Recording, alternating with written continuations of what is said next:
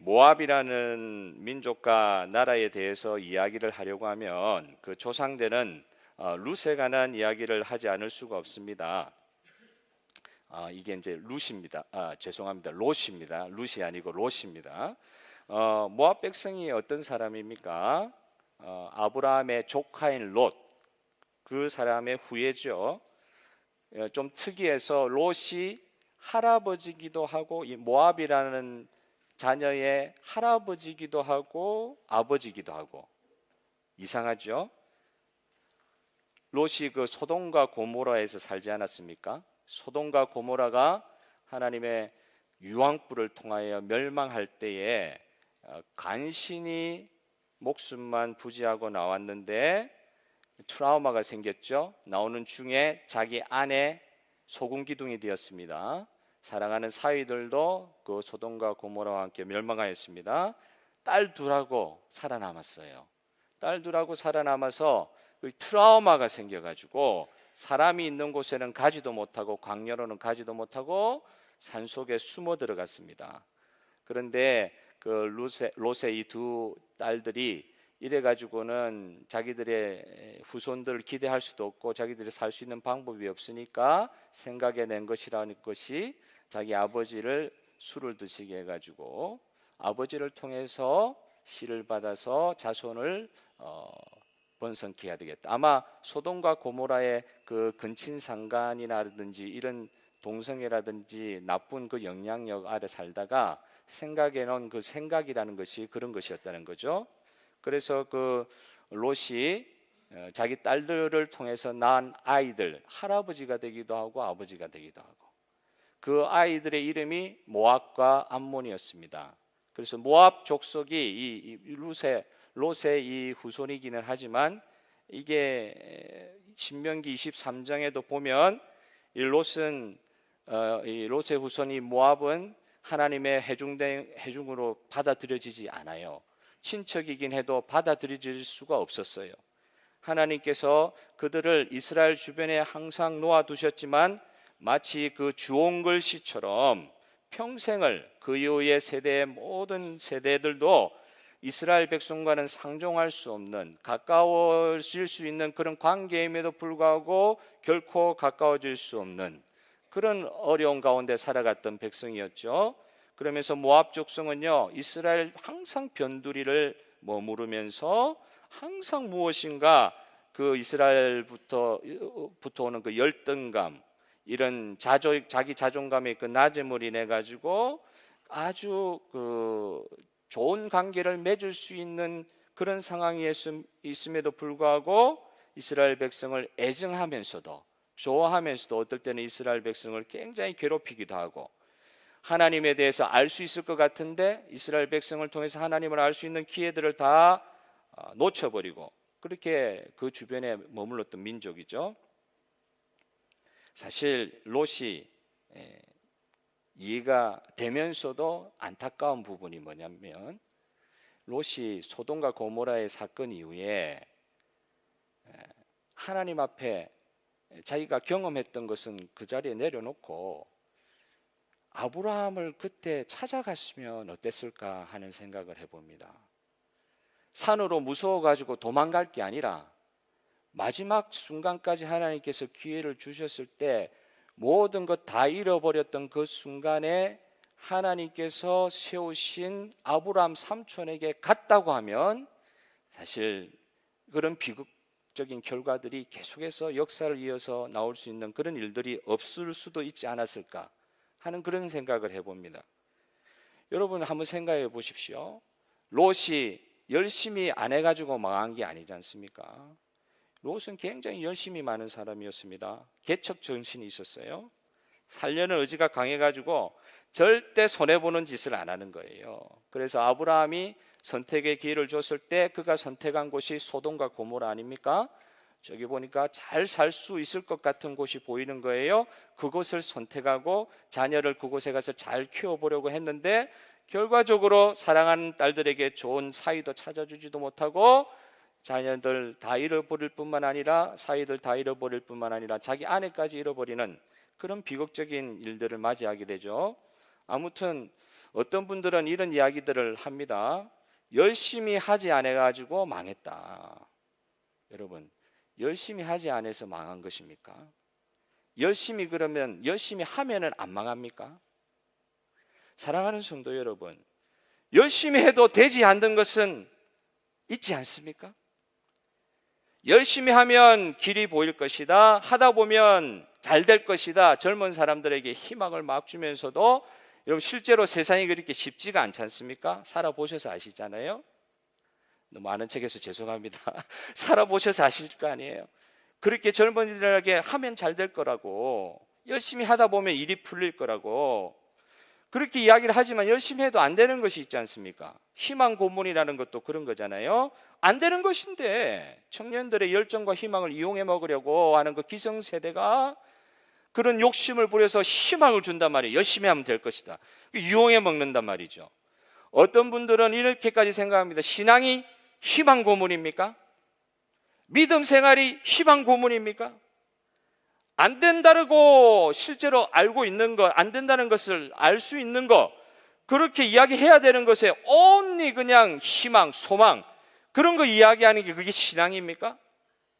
믿음이 있으면 모든 것이 된다고 하는 그런 이야기를 하는 것이 실제로 신앙입니까? 어떤 분들은 이렇게 이야기를 하기도 합니다. 열심히 신앙생활하지 않아가지고 망했다, 이런 말을 하는 거예요. 롯이 열심히 일하지 않아가지고 망한 것이 아닙니다.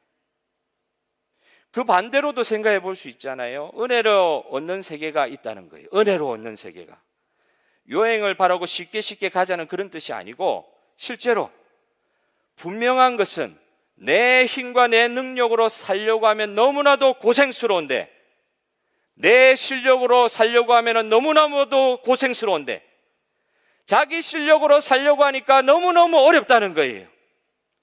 그런데 하나님께서 은혜를 주셔서 살 수 있는 사람, 하나님의 은혜로 살 수 있는 사람이 우리가 된 줄로 믿습니다.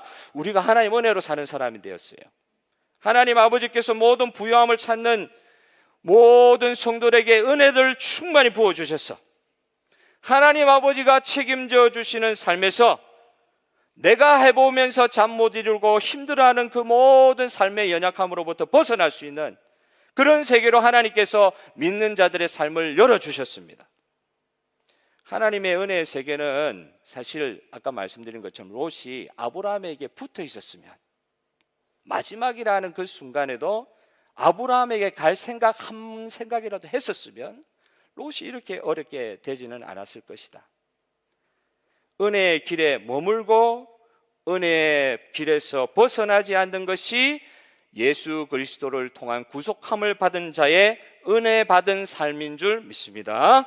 아브라함의 믿음의 노선을 따라가는 것이 롯에게는 가장 소망된 일이었고, 그게 정말로 그에게 축복이었는데 그걸 하지는 못한 거예요.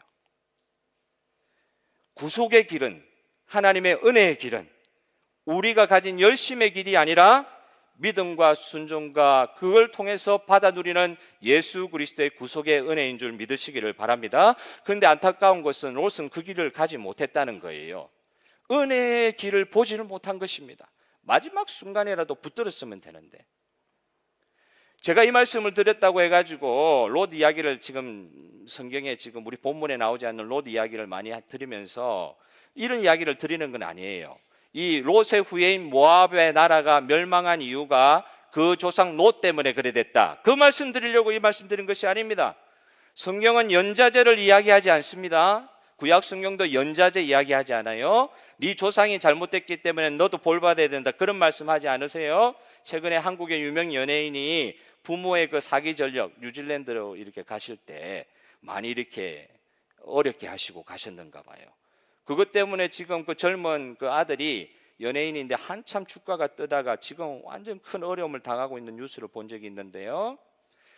여러분, 꼭 그 경우를 제가 두둔하는 것이 아니라 성경이 말씀하는 것이 무엇이냐, 죄에 대해서 말씀하는 것이 무엇이냐, 멸망에 대해서 말씀하는 것이 무엇이냐. 분명한 것은 만약 사람이 멸망하고 민족이 멸망한다고 했을 때 그건 조상 때문에 그런 게 아니라 자신의 죄 때문에 그렇다. 우리 자신의 죄 때문에 우리가 멸망할 수 있다는 것입니다. 그들의 죄 때문에 그들이 멸망할 수 있다는 것입니다. 오늘 성경 말씀을 보니까 모압이 멸망한 이유 크게 두 가지로 말씀하고 있어요. 첫째는 그모스라는 우상 숭배 때문에 멸망했다. 두 번째는 모압 백성이 가지고 있었던 교만 때문에 멸망했다. 사실 교만이라고 할 때 교만이 한 나라가 멸망하는 이유가 될 수 있을까 하는 의문이 들 수도 있으실 거예요. 그런데 하나님께서는 성경을 통해서 많은 역사를 보여주시면서 많은 민족과 나라들이 그들의 교만 때문에 멸망의 길을 걸어갈 수밖에 없었다고 말씀하고 계십니다. 이때 교만이라고 할 때 이 교만은 단순히 사람들 앞에서 그냥 우쭐거리고 건들거리면 그 정도의 교만이 아니라 하나님 앞에서의 교만이라는 거죠. 사람이 어떤 교만을 하나님 앞에서 가질 수 있습니까? 본문 48장 넘어가서 48장 42절에 보니까 여호와를 거슬려 자만했다고 했어요. 모압 백성이 여호와를 거슬려 자만했다. 48장 26절에 여호와께 대하여 교만했다. 48장 29절에 자고와 오만과 자랑과 그 마음의 거만 때문에 멸망할 수밖에 없을 것이다. 그게 여호와 하나님의 예언이세요. 모압을 통해서 볼 수 있는 이 교만이라는 것, 멸망의 이유 그 교만이라는 것은 하나님이 없이도 얼마든지 내 힘으로 내 방식으로 삶을 살아갈 수 있다는 생각, 그것이 교만이다. 하나님 없어도 할 수 있다는 거예요. 모압 사람들이 이스라엘 주변에 항상 머무르면서 깐족거리듯이 이야기합니다. 너무 하나님 하지 말라고. 그걸로 세상 사는 거 아니라고. 예수를 믿어도 그렇게 저는 처음에 신자라 그 말이 좋은 말이라고 예수 안 믿는 사람이 저를 놀리듯이 이야기했는데 그게 좋은 말이라고 생각했는데 광신자의 줄임말이 신자더라고요. 광신자. 믿어도 광신자 되면 안 된다. 너무너무 하나님 하지 마라. 그걸로 세상 사는 거 아니다. 이런 생각들을 이스라엘 주변에 있으면서 이스라엘 백성들에게 그런 생각들을 주입하는 게 모압 민족이었습니다. 실제로 이 시대에도 이런 생각 가지고 있는 사람들이 얼마나 많습니까?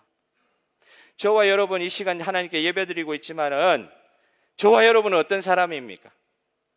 하나님 없으면 살 수 없다고 믿는 사람인 줄 믿습니다. 하나님 없으면 안 되니까 이 자리에 와 계신 거예요. 하나님 섬기고 예배하는 것 따로, 그 다음에 세상에 나가서는 내 방식대로, 그게 아니라 세상을 살아보니까 많은 사람들이 자기 힘으로 세상 살아가서 잘 사는 것 같아도 안 그렇더라. 하나님 없으면 안 되더라. 하나님께 예배드리지 않는 인생 너무나도 무의미하더라. 허무하더라. 이걸 체험하고 이 자리에 예배하러 나온 것 아닙니까? 모압이 하나님 없어도 살 수 있다고 하는 그 교만이 뭐 때문에 그런 교만한 마음이 들었느냐, 말씀이 어떻게 가르치시냐면요, 이 교만의 형태가 부요함 때문에 그런 교만함이 생겼다. 부자가 돼가지고, 모압이라는 나라가 부자가 돼가지고 그런 교만함이 생겼다고 말씀하고 있습니다. 물질 만능주의, 배금주의, 모든 게 돈으로 다 환산되고 치환되는 그런 삶으로 모압 민족들이 그렇게 삶을 살았다.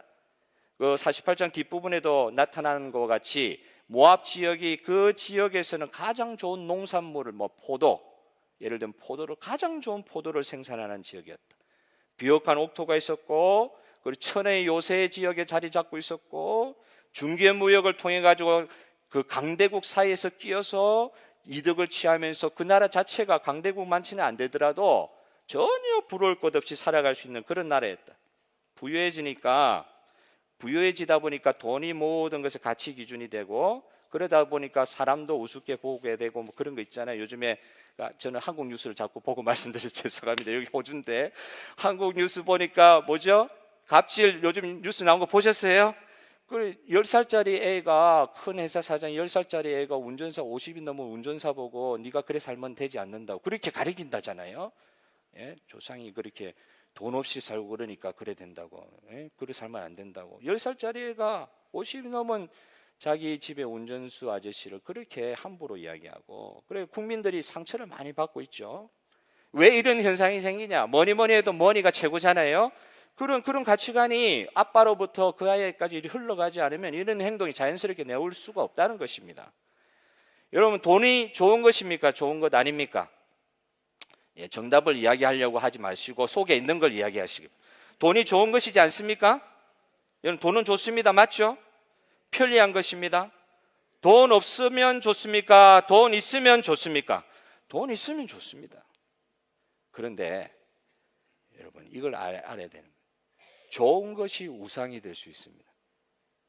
내가 사랑하고 순종하고 믿는 것, 철떡같이 믿는 것, 돈이 잔고에 좀 매여 있으면 마음에 안정감이 오잖아요. 몸이 후패해지고 연약해질수록 잔고에 어느 정도 돈이 있으면 안정감이 생기잖아요. 그러니까 내가 사랑하고 순종하는 것이 돼버렸어요. 이게 있으면 마음에 안전함이 생겨요. 그런데 이 돈이 만약에 진짜 잘 생각해서 이게 가짜라고 하면 이게 이제 돈을 섬기는 것이 우상숭배가 되는 것인데, 모든 가치 기준을 돈에 맞추는 것은 이건 부자나 가난한 자나 다 똑같아요.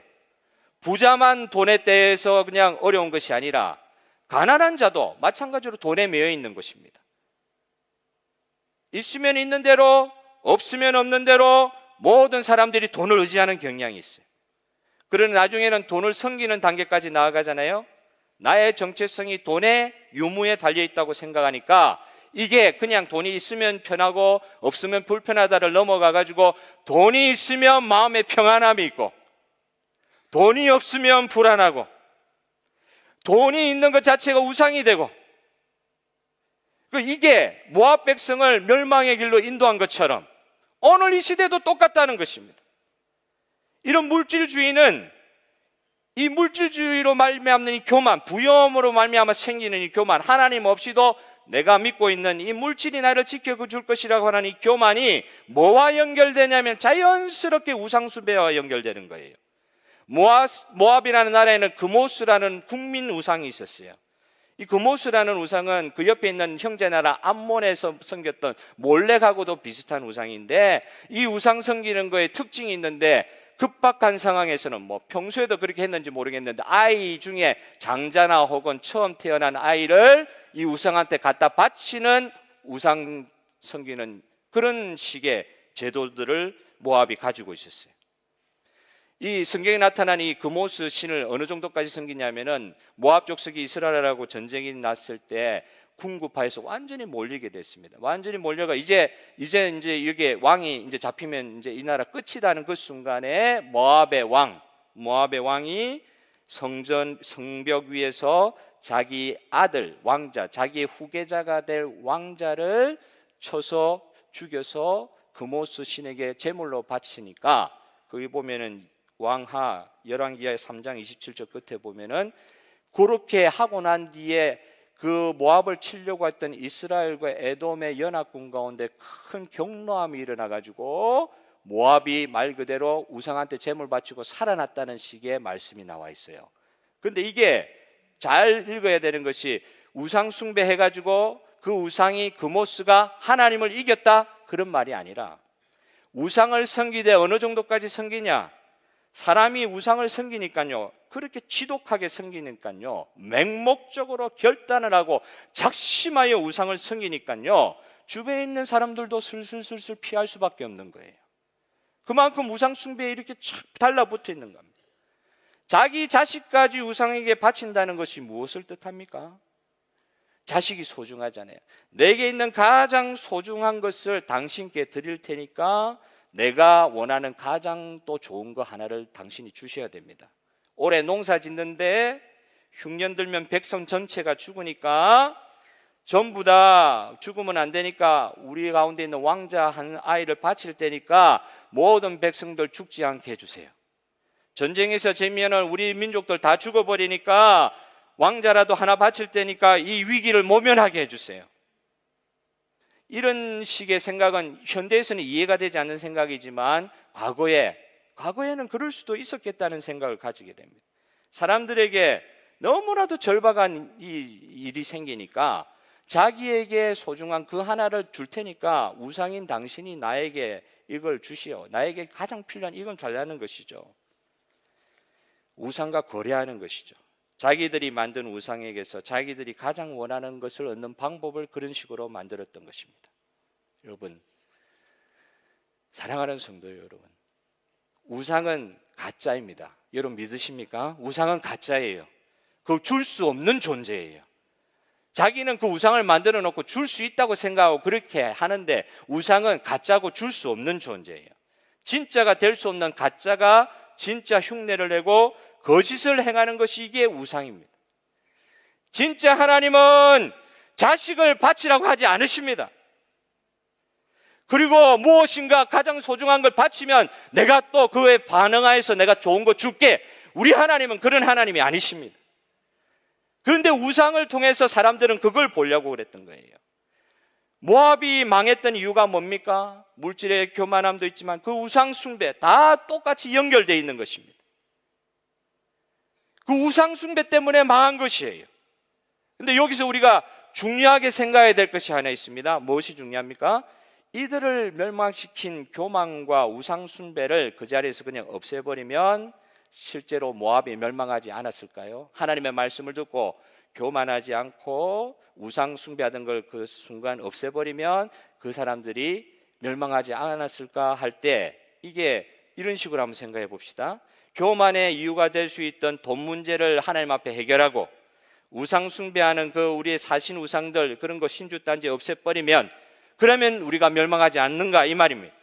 물질주의, 돈 중심주의에서 빠지지 않고 그러면 문제없이 되고 그 문제없이 됨으로 말미암아 멸망도 하지 않고 그렇게 될 수 있을까 하는 문제인데 여러분 그게 그런 것이 아니라는 것입니다. 돈하고 우상은 우리가 만든 것이고 가짜이기도 하지만 이런 것들은 다 표면적인 외부적인 우상이에요. 이걸 잠깐 없앤다고 멸망이 안 오는 것이 아닙니다. 제일 중요한 게 무엇이냐? 왜 이런 표면적인 우상 섬김을 하느냐 사람들이 내면에 있는 근원적 우상이 있기 때문에 그렇습니다. 여러분 왜 멸망합니까? 혹은 또 왜 멸망하지 않을 수 있습니까? 내 내면에 있는 근원적 우상이 파괴되면 멸망하지 않는다는 거예요. 그런데 이 근원적 우상이 무엇인가? 나 중심에 있는 죄입니다. 죄. 하나님 중심이 아닌 나 중심의 사고체계입니다.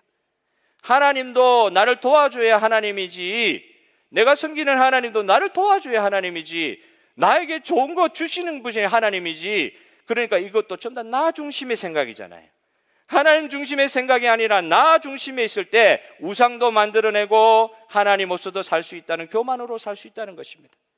이 근원적인 내 내면에 있는 우상이 무너지지 않으니까 패망에 이르는 것이 모압이기도 했고 오늘 모압의 뒤를 따라가는 우리일 수도 있다는 거고 멸망일 수도 있다는 것입니다. 여러분 이 근원적 우상이 처리가 돼야 되는데 이 처리가 돼야 되는 단 한 가지 방법이 있습니다. 길은 하나라고 말씀하십니다.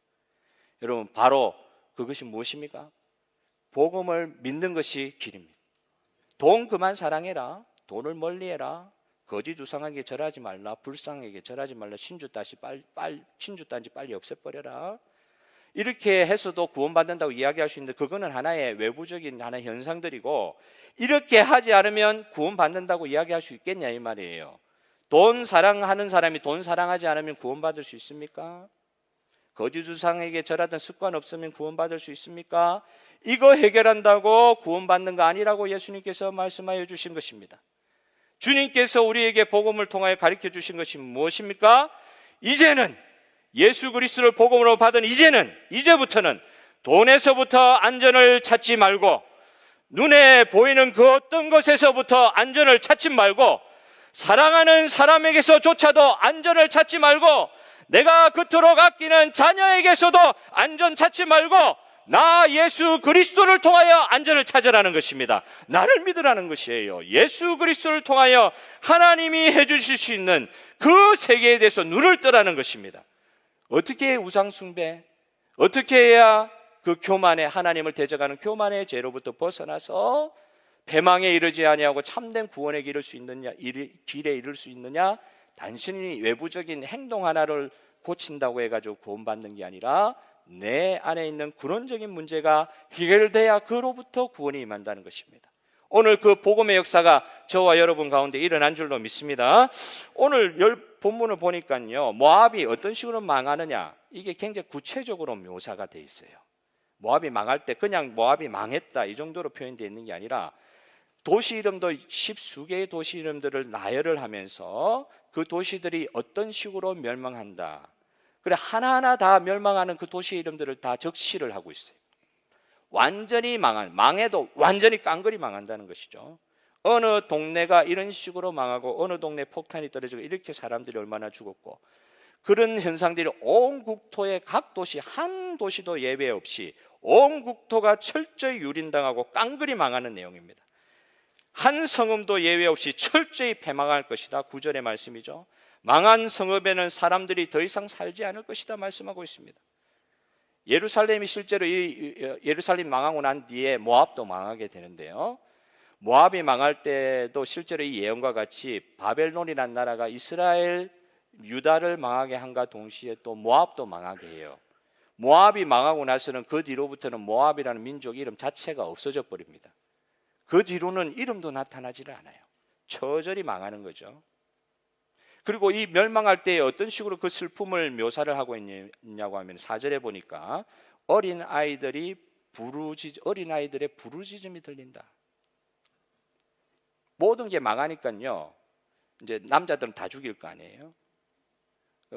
그리고 여자들은 잡아가고, 아이들 죽일 수 없으니까 안 죽였는지는 모르겠는데 울음소리가 들렸다고 그래요. 파멸의 고통스러운 상황이 너무나도 지난해가지고 아이들의 울부짖음으로 묘사가 되고 있습니다. 이 사실 굉장히 무시무시한 표현이죠. 우리 아이들 조금만 다쳐도 우리가 부모가 마음이 섬뜩한데, 한국 그 여수 순천 사건인가요? 6.25 즈음해가지고 그 당시에 그 찍었던 사진 하나를 본 적이 있습니다. 근데 그 전에 전쟁 사진하고는 완전히 달라요. 제가 사진을 그 한 장 봤는데 그게 아마 여수 순천 쪽에서 그런 일이 벌어진 것 같아요. 사진 한 장 보니까 이 시체들이 다 누워 있는데 젊은 여자들 시체가 쭉 누워 있는 거예요. 그것도 평상복을 입은 여자들. 무슨 군복을 입고 있는 여자가 죽은 게 아니라 평상복을 입고 있는 여자분들의 시체들이 쫙 이렇게 놓여져 있는 거예요. 그게 누구 사진이냐? 그 돌아가신 그 여자분 중에 한 분이 지금 한국 CCC의 총재셨던 그 김준곤 목사님 아세요? 김준곤 목사님의 첫 번째 부인도 그게 죽어서 그렇게 계셨던 거예요. 그게 이제 CCC 그 역사관에 가니까 그 사진이 있더라고요. 자기 아내 처음에 잃고 공산군한테 잃고 나서 그 죽은 그 아내 여자분들이 쫙 놓여 있는 그 사진을 보니까 그게 그냥 전쟁 나서 이렇게 군인이 죽은 사진하고 또 다르더라고요. 평생 그런 사진은 처음 보았습니다. 상상을 해보니까 젊은 어미들, 참 젊은 여자들이었어요. 젊은 어미들, 이런 아이들의 통곡 같은 게 들리는 듯 했습니다. 요즘에도 그 제노사이드 인종 청소 일들이 일어나고 있잖아요. 미얀마에도 일어나고 있고, 얼마나 아이들이 많이 울고 있는지 모릅니다. 제가 우연히 호주 그 방송을 보는데 호주 기자가 미얀마의 그 로힝야족 그 잠입 취재하는 걸 잠깐 봤거든요. 아이가 한 아이를 인터뷰를 하는데 아빠 엄마를 다 잃었어요. 부모를 다 잃은 아이가 초점 잃은 눈을 가지고 아무 감정의 동요도 없이 그냥 처절하게 울고 그러면은 슬프다 이럴 텐데, 아이가 완전히 이 의식 자체가 트라우마가 와가지고 슬퍼도 슬픈 표정을 짓지를 못해요. 웃어도 웃지를 못해요. 눈물이 말라버렸어요. 밖으로는 소리치지도 못해요. 그러니까 내면의 부르짖음이 사람을 완전히 낙담시켜가지고 그 어린아이가 아주 사실적으로 자기 엄마 아빠 죽은 것을 이야기하는데 눈물 한 방울 흘리지 않으면서 남의 이야기하듯이 그렇게 이야기하는데, 이게 지옥이었어요. 희망이 없어요. 그 아이한테.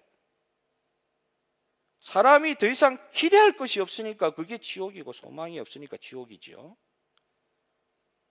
로힝야족의 그 아이만 이런 걸 지금 경험하고 있습니까? 세계에서 제일 큰 도시 뉴욕 한복판에 수백만 달러의 부자, 시드니 한복판에서 가장 부자인 삶을 살아가고 있는 그 누군가도 소망이 없다 보니까 돈 많으면 뭐합니까? 그런 사람들 가운데 자살하는 사람들 많습니다. 그리고 살아도 의미 없이 사는 사람들이 너무 많아요.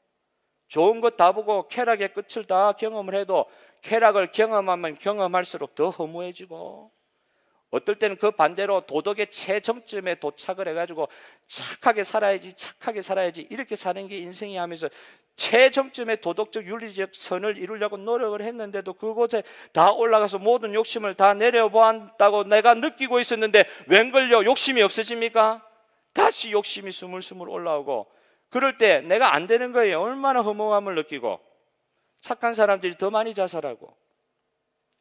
여러분, 이게 모압의 상황이었다고 하고, 오늘 이 시대의 모압과 같은 인생을 살아가고 있는 민족들과 사람들의 삶이라고 할 때 사실 조금 말이 험하긴 하지만 이게 진실이니까 이렇게 이야기할 수 있습니다. 사실 구원은 끝을 보아야 열립니다. 죄에 대한 심판을 알아야 회개의 길이 열립니다. 무엇을 회개해야 될지도 모르는 사람한테 구원의 의미가 있습니까? 내가 이 죄 문제, 회개해야 되는 이 문제를 모르는 사람에게 그 사람의 구원이 이런 것이다 이야기할 때 그 사람의 구원의 의미가 있겠냐고요. 가끔씩 전도하다가 보면 황당한 일이 있어요. 전도하는 사람의 입장에서는 그 사람의 구원이 너무 간절해가지고, 당신 그렇게 하다가 이렇게 잘 살아도 결국 인생 종국 끝날 때 아무것도 아니고 멸망의 길로 갈 것인데 마음이 너무 답답하잖아요. 구원을 받아야 되는 사람, 전도를 받아야 되는 그 사람의 태도가 그냥 웃긴 거예요. 구원을 우습게 생각하는 거예요. 그 죽을 병을 가지고도 교회 나와가지고 이런 식으로 한 번 교회 나와가지고 이렇게 이야기합니다. 내가 교회 나온 것만 해도 기적인 줄 알아라, 이 인간아. 한번 나와준 것만 해도 기적인 줄 알아라. 내가 누군데? 몸이 아프긴 해도 내가 직원이 1000명이나 되는 사장인데 말이야. 별이 3개다. 사단장도 아니고 군단장이다 내가. 한번 교회 나와준 걸로 감사하게 생각해라. 이럴 때 이제 참 불쌍하잖아요. 황당하기도. 곧 죽게 되었는데도 자아가 안 깨지는 거예요. 그 안에 있는 이 자기 중심주의. 주님 없어도 이때까지 잘 살아왔고, 내가 지금 조금 힘들어서 그렇지 이것도 내 스스로 또 결국 죽는 인생이니까 내 스스로 그건 내 책임지면 되는 인생이고, 이 정도 생각을 끝까지 한다는 거예요. 그런데 이런 분들은 정말 하나님께 회개할 기회를 못 얻죠. 결국 그냥 그렇게 멸망의 길로 가는 분들이 있습니다. 이런 중요한 사실은 심판이 선포가 되어야 회개와 구원의 길이 열리는 줄 믿으시기를 바라요. 그냥 다 좋은 게 좋은 거니까 그냥 구원 한번 받아보세요, 이렇게 이야기가 되는 게 아니라, 구원받지 못할 때 어떻게 멸망할 수밖에 없는 존재인지 그걸 알아야 된단 말이죠. 그걸 알아야 회개도 나오고 회개를 통한 구원의 길이 열리는 줄 믿습니다. 모압에게 만약 그 길이 심판을 예언하는 그 순간을 통하여 그 심판이 실제화되기 전에 회개하는 역사가 일어났다고 하면, 요나가 전했던 그 니느웨 도성에 아무것도 아닌 것 같은 복음의 말씀에 반응하였던 12만 명의 사람들이 복음에 반응하면서 그 심판이 늦춰지는 것들을 경험한 것처럼, 그런 식의 일들이 모압 가운데 일어났으면 실제로 모압은 안 망하였을 수도 있을 것입니다. 그런데 그걸 받아들이지 못하는 거예요. 여러분, 모압이 붙들고 있었던 우상은요, 굉장히 사람을 그만큼 좁힙니다. 좁히고. 근데 복음은 우리를 해방시켜서 넓은 길로 가시고 넓히시는 복음의 역사가 우리 인생 가운데 있는 것인데, 두 가지 예를 한번 볼 필요가 있어요. 두 여자 이야기가 있습니다. 첫 번째 여자는 모압 공주. 그 모압 공주는 솔로몬의 부인이 되었습니다. 솔로몬 왕 아시죠? 솔로몬 왕이 모압에 있는 공주를 데려와서 부인을 삼아서 이제 아내를 취했는데, 아내가 이제 1000명이나 되니까요, 그 중에 한 명이긴 해도 이 여자를 특별히 사랑을 했던 것 같아요. 그 여자가 믿었던 그모스 신전을 이스라엘 땅에 세워줍니다. 솔로몬이 그런 일을 했어요. 모압 공주가 좋았던가 봐요. 그런데 보십시오, 이렇게 생각해 볼 수 있잖아요. 모압에 있더라도 하나님을 섬기는 하나님의 예배가 있는 이스라엘에 왔을 때 그 공주가 변화받고 솔로몬을 통하여 정말 은혜받고 그래야 하나님의 백성으로 변화받았다, 이런 일이 성경에 쓰여질 수가 있었는데, 오히려 솔로몬이 그 공주를 위하여 그모스 우상 신전을 만들어줬다. 이스라엘에 시집 와가지고 하나님을 만날 수 있었던 기회가 있었던 모압 공주는요, 오히려 더 좁아집니다. 더 자기 우상에 더 빠집니다. 외롭지 않겠어요? 자기 고국에 있었던 우상을 가지고 남편한테 이거 좀 지어줘야 내가 살 수 있다고 이야기합니다. 모압의 공주처럼 우상은 사람을 맹목적으로 매이게 합니다. 집착하게 해요. 어디를 가서 살더라도 사람을 꼼짝 달싹하지 못하게 해가지고 그거 없으면 불안하게 만드는 거예요. 나라를 옮겨가지고 이민을 왔어도 우상은 인생을 오히려 더 집착하게 만들고, 우상이 얼마나 우리 인생을 좁히는지 모릅니다. 이 넓은 나라에 와서도 우상 섬기고 더 그냥 유행바라고 더 우상에 매이고, 오늘 이 자리에서 이 호주 땅에서 예수 믿는 사람이 되어 예수 믿는 그 사람으로서 예배드릴 수 있는 특권과 놀라운 은혜를 받은 오늘 우리들, 주님께서 복음으로 우리 인생을 활짝 넓혀주신 줄 믿으시기를 바랍니다. 좁은 인생이 넓혀졌어요. 복음으로 말미암아 넓혀지는 세계가 우리 가운데 열린 것입니다. 또 한 여자가 있었어요. 모압 여자였습니다. 롯의 후예였습니다. 그 여자의 이름은 한글로 치면 이거 짝대기 하나만 바꾸는 거예요. 위에 있는 걸 밑으로 내리면 돼요. 룻이라는 여자였어요. 이분은 롯의 후예였습니다. 모압 여자였어요. 이 사람은 모압에 이민을 왔던 이스라엘 사람에게 결혼한 사람이었어요. 결혼한 여자였어요. 그런데 이스라엘 이 사람들, 나오미의 가정이죠. 나오미 엘리멜렉의 가정이 남편 엘리멜렉이 죽어버리고 말용과 길련의 두 아들이 죽어버리고 모압 여인 룻의 아들 룻의 남편도 죽어버리고 모든 것이 패가 망신되는 그런 상황 가운데 나오미가 다시, 그 시어머니 된 나오미가 다시 이스라엘로 돌아가야 되겠다고 이야기할 때 롯이 이야기를 합니다. 룻이 이야기를 합니다. 어떻게 이야기를 합니까? 룻이 1장 16절, 룻기 1장 16절에 이렇게 이야기합니다. 어머니의 백성이 나의 백성이 되고 어머니의 하나님이 나의 하나님이 되시리라. 다시 한번요. 어머니의 백성이, 따라 한번 해봅시다. 어머니의 백성이 나의 백성이 되고 어머니의 하나님이 나의 하나님이 되시리라. 예루살렘에 흉년이 들어가지고 살려고 모압 땅에 와서 실제로 살려고 했는데 다 죽어버렸어요. 여자들만 남았어요. 그리고 모압 며느리 하나 들인 여자 하나 남았어요. 첫째 며느리는 자기 갈 길을 가버리고 둘째 며느리 이 룻만 남았는데 이 룻을 통하여 이런 신앙 고백을 합니다. 그러니까 앞에 말씀드렸던 그 모압 공주는요, 솔로몬한테 이야기해서 점점 우상의 세계에 빠졌지만 오히려 거꾸로 돼서 모압 땅에 들어온 이스라엘 백성을 통해서 영향을 받은 이 룻이라는 한 조그만 여인 한 분이 복음을 받아들이고 하나님에 대한 신앙을 받아들이고 하나님에 대한 그 신앙이 그의 마음에 들어오니까 자기 백성을 뛰어넘어서 다른 민족을 품을 수 있을 만큼 마음이 넓어지는 거예요. 자기 백성 아니잖아요. 자기는 모압 사람이잖아요. 이스라엘 사람이었던 그 어머니의 백성이 나의 백성이 되고 나오미 이스라엘 당신의 하나님이 나의 하나님이 되시리라. 모압 여자가 이런 고백을 하는 거예요. 내 민족성을 뛰어넘게 되겠습니다. 내가 생각하던 이때까지의 가치관을 뛰어넘을 수 있었습니다. 어머니의 하나님이 나의 하나님이 되었기 때문에 이제는 더 이상 저는 모압에 머무를 수가 없습니다. 어머니가 만약 하나님의 나라, 하나님의 백성의 나라 이스라엘로 돌아가시겠다고 하면 나도 하나님의 백성으로, 하나님 백성에게로 가고 싶습니다. 뒤에 보면은 붙쫓았다는 표현이 있어요. 어머니가 가시는 길을 끝까지 붙쫓았다는 표현을 하고 있습니다. 어머니의 백성이 나의 백성이 된다. 모압 여인에게 복음이 들어가니까, 하나님의 말씀에 복음이 들어가니까 우상 숭배에 좁혀져 있던 것들이 활짝 열리면서 자신의 모든 한계라고 생각했던 민족을 뛰어넘어, 자기의 한계라고 생각했던 나라의 한계를 뛰어넘어 하나님의 백성이 되는 데로 말미암는 큰 소망이 그의 마음을 가득 차다 보니까 어머니를 끝까지 따라갈 수 있는 거예요.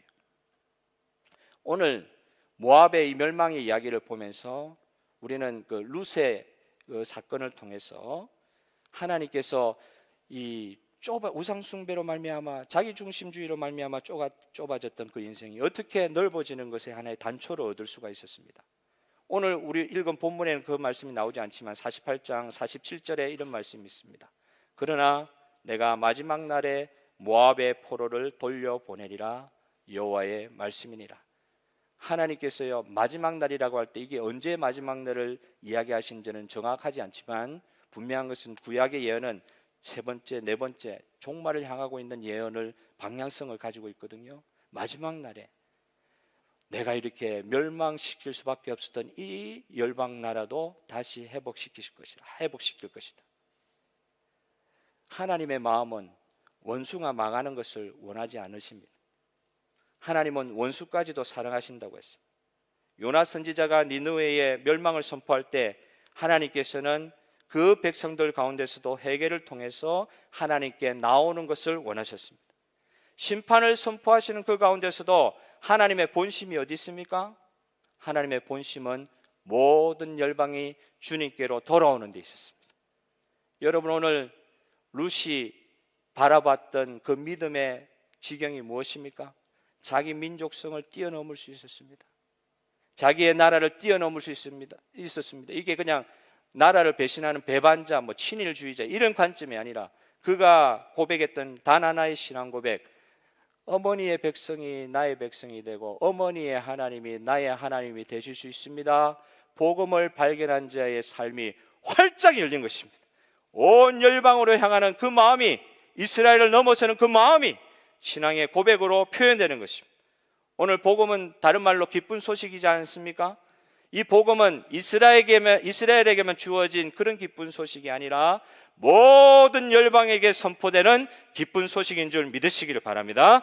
멸망당할 것 같아도 멸망당하는 그 순간이 회개의 기회요 구원의 기회가 된 것처럼 멸망을 선포하는 그 순간에서도 하나님께 돌아갈 수 있는 복음이 실제화될 수 있는 조료의 기회가 열린 것인데, 그때 모압 백성들은 받지 못했지만 그 이후에 그 시대를 살아가는 그 롯에게 하나님께서 보여주신 것 같이 오늘 저와 여러분에게도 그 복음에 대한 감각을 허락하여 주시기를 원합니다. 마지막 날에 모압도 포로에서 고향으로 돌아갈 수 있다는 것이 하나님의 은혜를 받은 사람이 볼 수 있는 영적 시각이라는 것이죠.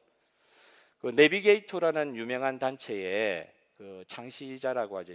원래 설립자인 도슨 트로트맨이라는 사람이 있습니다. 도슨 트로트맨이 사실은 빌리 그레함처럼 유명한 사람이에요. 잘 모르시지만은 믿어주시길 바랍니다. 빌리 그레함 목사님 다 아시죠? 도슨 트로트맨도 빌리 그레함 목사님처럼 참 유명하신 분이에요. 그리고 그분이 만든 게 내비게이터고 그 이후의 선교 단체들입니다. 그분이 집회 갈 때마다 항상 앉아있는 성도님들에게 물어보는 질문 한 가지가 하나 있었대. 단 한 가지 질문. 성도님들 앉아 계실 때 도슨 트로트맨을 생각하고 제가 한번 질문해 보겠습니다. 사랑하는 성도님, 여러분의 마음에는 무엇이 있습니까? 사랑하는 성도님, 여러분의 마음에는 무엇이 있습니까?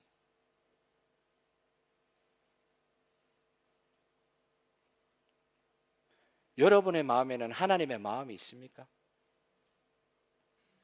그 하나님의 마음이 품고 계시는 세계 비전이 있습니까?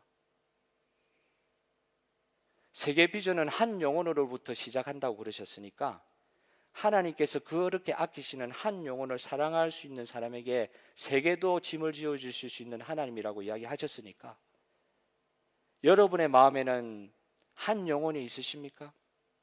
세계 비전이 있으십니까? 시드니 땅에 와서 살아가고 있는 저와 여러분에게 굳이 나가지 않아도 이 주변에 온 열방이 모여있는 이 땅을 우리가 살아가는 저희들에게 하나님께서 사람을 통하여 물으실 것입니다. 나의 사랑하는 백성들아, 너희 마음에는 무엇이 있느냐? 우상이 있느냐? 교만이 있느냐? 아니면 복음이 있느냐? 복음으로 말미암는 세계 비전이 있느냐? 한 영혼 철학이 있느냐? 멸망당할 모압 백성에게 하나님께서 이렇게 물어보셨습니다. 그때도 기회였어요. 모압 백성은 이스라엘의 원수니까 망할 존재들이 아니었고, 그때도 예언을 주시면서 하나님이 기회를 주신 거예요. 니느웨처럼. 그때도 기회 주신 거예요. 구원의 기회였어요. 멸망당할 모압을 향하여 하나님께서 이렇게 물어보십니다. 멸망당할 열방의 백성이 너와 너의 마음에 있느냐? 다 같이 기도하겠습니다. 하나님 아버지, 오늘 이 시간 우리가 하나님 앞에서 복음의 메시지를 듣는 것으로 그치지 아니하고 우리 마음에 하나님의 마음을 담는 시간이 되기를 소망합니다. 하나님, 복음의 메시지를 듣는 것으로, 아는 것으로 끝나지 아니하고 하나님의 마음이 복음을 통하여 우리 마음에 뿌리 내리는 시간 되게 하여 주옵소서. 이 시간 우리가 열방을 향하여 찬송하고 다시 기도할 것입니다. 아버지 하나님, 우리 마음 가운데 하나님의 마음을 부어주시기를 원하옵나이다. 우리 아버지 하나님께서 영광 거두어 주시기를 원하오며 우리 주 예수님의 이름으로 기도하옵나이다. 다 같이 일어나셔서 찬송 505장을 찬송하시고 나서 우리 열방을 위한 기도하고 예배를 마치도록 하겠습니다.